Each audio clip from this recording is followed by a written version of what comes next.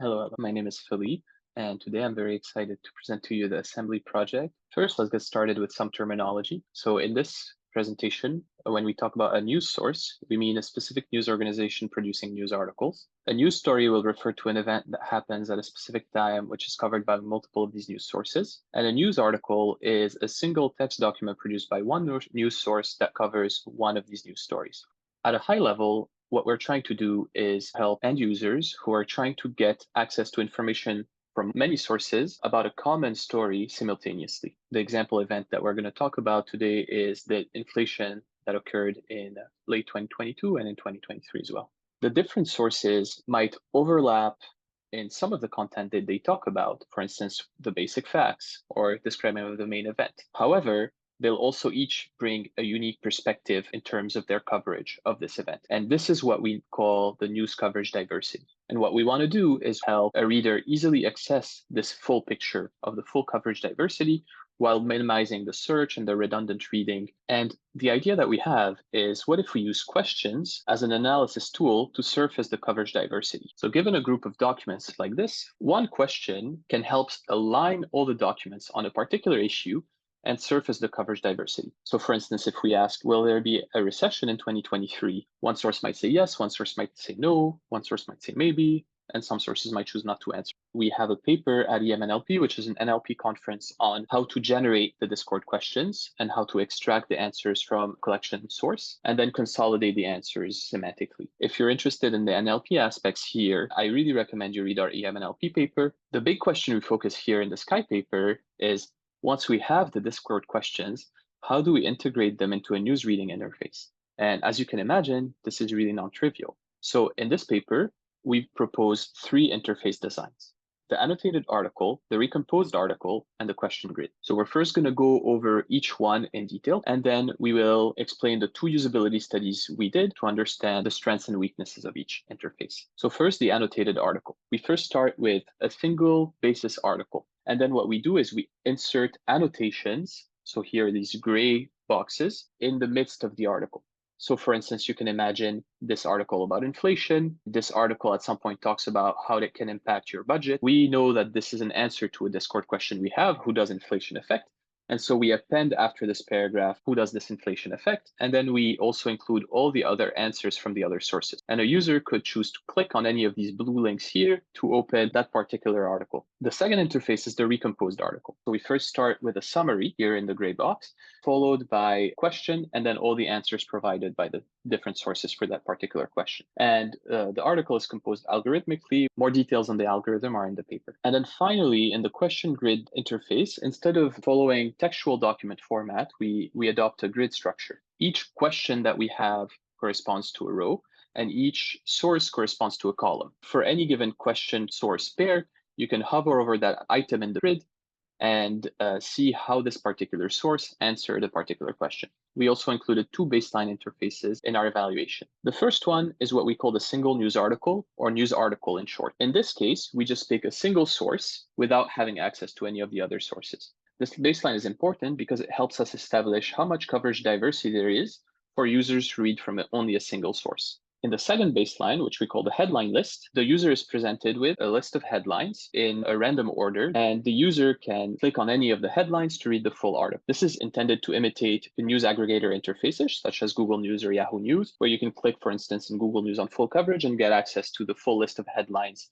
In order to understand coverage diversity access, we perform two usability studies to understand the differences. The first one is with journalism experts. We asked 10 journalism experts about potential use cases and target audiences of the assembly interfaces. Participants read two stories in the three assembly interfaces and the two baseline interfaces. The main objectives here were to compare assembly interfaces to the baseline with respect to ease of use and access to coverage diversity, as well as assess which of the interfaces the experts believe were suitable for use by other experts or novice news readers. Let's look at the high-level results. So first, we asked the users which of the interfaces give a good overview of the story they read, present the information in a coherent order, and which ones reveal coverage diversity. The experts provided their opinion on a Likert scale, and what we found is that regarding the good overview of the story, the experts thought the annotated article, the news article, and the headline list, so the two baseline and the annotated article, did slightly better. And the question grid was slightly worse in terms of presenting the overview of the story. Regarding the coherence of the information, we found that the annotated article was found to be best.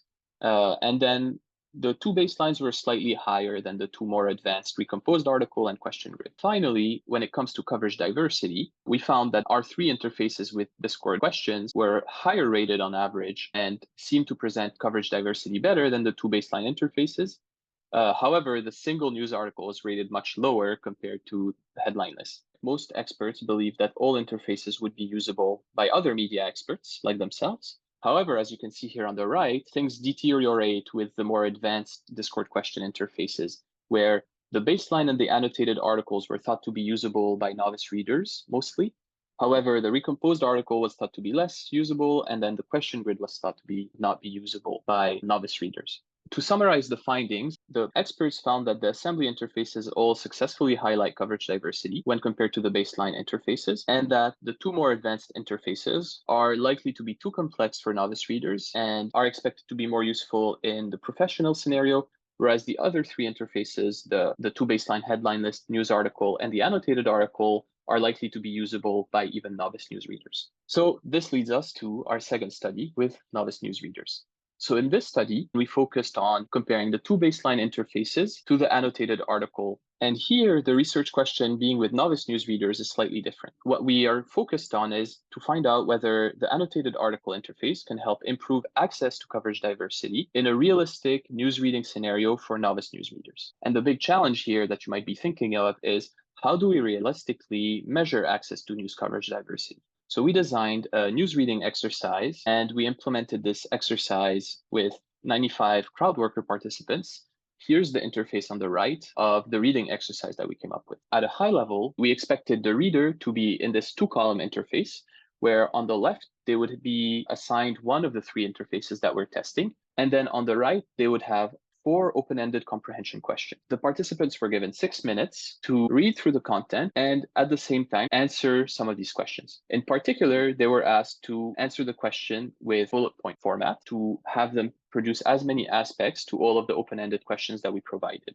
A crucial element here is how we picked the questions that were introduced in this comprehension question. We essentially called back some of our previous experts and had them craft the questionnaire in an unbiased way. The objective is to design questions that the experts thought were central to the topic while still being open-ended and being compatible with the bullet list format. And then in order to assess the validity and accuracy of the answers that the participants gave, we produced a manual scoring of any of the answers that we collected.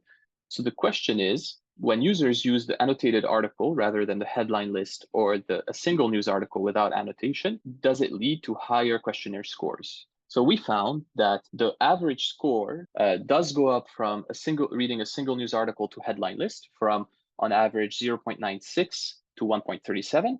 And it also goes up to 1.61 when they use the annotated article. What this means is that as users were providing answers here on the right, on average, when they used the news article, they only provided about 1 bullet point, whereas on average, they provided 1.6 bullet points when they were using the annotated article. And these symbols mean that it's statistically significant with p-value 0.05. We found that on average, when they use a single news article, 22% of the time they don't provide an answer, but this goes down when they use headline list or annotated article.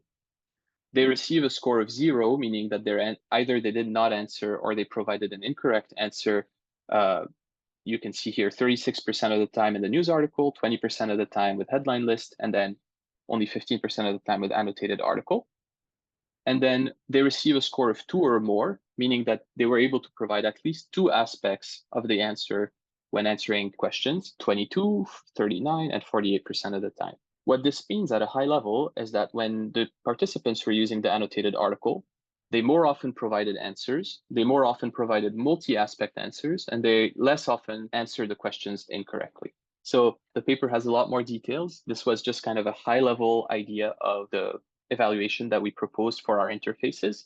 There is very in-depth qualitative feedback for both of the studies. There's also long sections about limitation discussion and future work, which I recommend. If you're interested more in the NLP details, I recommend our Discord questions paper. And then last but not least, we also have a live demo of the system with some of these interfaces. Thank you very much. And I look forward to connecting with you at CHI and meeting the HCI community at large.